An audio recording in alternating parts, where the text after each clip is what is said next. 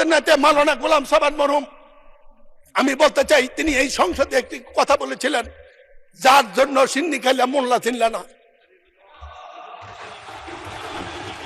আপনারা 15-30 বছরে বেঁচে এই পর্যন্ত রাজনীতিকে নিয়ে এসেছেন, তার পেছনে দেশ নেত্রী বেগম খালেদা জিয়া তার অবদানটুকু একটু স্মরণও করেন না।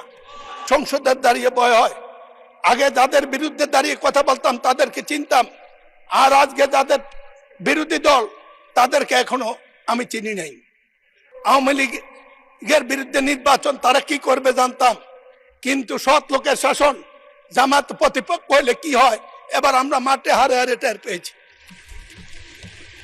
টাকা তারা ব্যবহার করে না, নির্বাচনে কোনো পক্ষপাতিত্ব করে না। ইনশাল্লাহ জাতির ভবিষ্যৎ উজ্জ্বল। তারা যখন প্রশ্ন করেন মনে হয় এই দেশে 15 বছর 20 বছর বিএনপি ছিল না।